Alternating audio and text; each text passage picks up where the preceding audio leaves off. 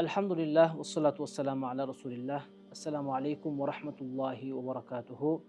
Aziz musulmon birodarlar, aziz ro'zadorlar, Alloh taolo barchangizni qilayotgan ibodatlaringizni, tutgan ro'zalaringizni va shuningdek tarovih namozlarimizni ham Alloh subhanahu va taolo o'z dargohida qabul aylagan bo'lsin. Azizlar, Ramazon oyi bu juda bir ulug', barakali oy. Payg'ambarimiz sollallohu alayhi vasallam bu oy haqida juda ko'plab hadislarni bayon qilgan. Ramazonning ichida bir necha amallar bor. O'shalarning biri va muhim amallardan biri bu Qadr kechasida qilinadigan amal. Qadr kechasi deganda insonlar faqatgina uxlamasdan chiqsanglar, men Qadr kechasini tutdim, bugun tunashga o'tirdik degan so'zlarni ishlatamiz. Ha, bu ham Qadr kechasida talab qilingan amallarning bittasi. Lekin asosiy qismi emas. Ya'ni uxlamay qo'ysanglar, bu inson Qadr kechasini to'sib, va bu inson tunashga o'tirdi deb aytilmaydi. Nima uchun? Sababi ko'plab insonlar bor. Do'konlarda, bozorlarda yoki taksi xodimlari bor. Ular kechasi bilan uxlamaydi. Ular doimo Qadr kechasini tutar ekan. Yo'q. Qadr kechasida nafaqat uxlamaslik, balki o'sha Qadr kechasida bir necha amallar bor. Shularni xulosa qilib, inshaalloh sizlarga aytib bermoqchimiz.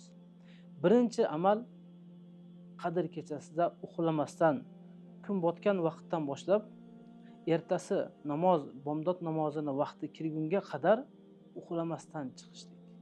Ya'ni ibodat bilan. Sababi Payg'ambarimiz sollallohu alayhi vasallam hadis shariflarida aytib ketganlar. Man qama ramazona imanan va ihtisaban g'ufira lahu ma taqaddama min dambi.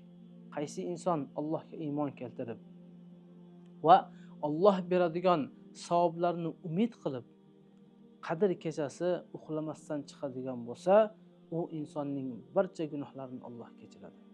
Demak, azizlar, inshaalloh biz ham Qadr kechasi uxlamaslikka harakat qilaylik. Ikkinchisi, duo qilishlik. Imkon qadar har bir inson o'z zabonida, o'z tilida duo qilsin Alloh subhanahu va taologa. Yig'lab duolarni qilaylik. Sababi bu kecha bir yilda bir marotaba keladi. Uxlab qolmaylik azizlar. Dangasalik qilmaylik. O'yin kulgi yoki boshqa bir narsalar bilan mashg'ul bo'lib bu kechani boshqa bir foydasiz narsalar bilan o'tkazib yubormaylik. Balki duo bilan. Duo qilganda Alloh subhanahu va taologa hamdlar, payg'ambarimizga salovat aytib, so'ng barcha hojatlarimizni so'rab olaylik. Va xossatan Oysha onamizdan rivoyat qilingan hadisdagi duoni qilishga har birimiz harakat qilaylik. Imom Tirmiziy va Ibn Mojaning rivoyatida kelgan hadisda Oysha onamiz aytdilar: "Ya Rasululloh, agar men Qadr kechasi qaysi kecha ekanligini bilsam, nima deb duo qilay?" deganda, payg'ambarimiz sollallohu alayhi vasallam quyidagi duoni o'rgatdi. Allohumma innaka afuvun tuhibbul afwa fa'fu anni. Ey Alloh, sen af etganni, gunohlarni kechirishni yaxshi ko'rasan. Shu sababli meni ham gunohlarimni kechir deb Alloh taologa duo qilamiz.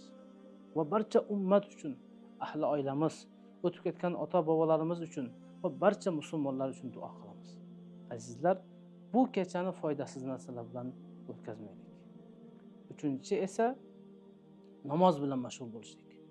Namoz bilan mashg'ul bo'lganda ham albatta Qadr kechasi xos o'qiladigan falon bir rakat namozlar yo'q.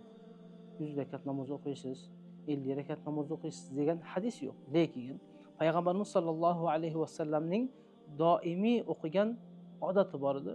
Shu odatga binoan 8 rakatdan 12 rakatgacha o'qiydigan bo'lsak, inshaalloh biz payg'ambarimiz sollallohu alayhi vasallamni doimiy sunnatlariga muvofiq namoz o'qigan bo'lamiz. Agarda bu miqdorda namoz o'qimasak yoki o'qimagan bo'lsak, buni hech qisi yo'q. Albatta imkon qadar shu payg'ambarimiz sollallohu alayhi vasallamni hadislariga muvofiq o'qisak yaxshi. Albatta bir insonlar kelib undan ko'p o'qiydigan bo'lsa, buni hech qachon shariatimiz bu narsadan to'smaydi. Alloh taolo barchalarimizni Qadr kechasiga yetkazgan bo'lsin.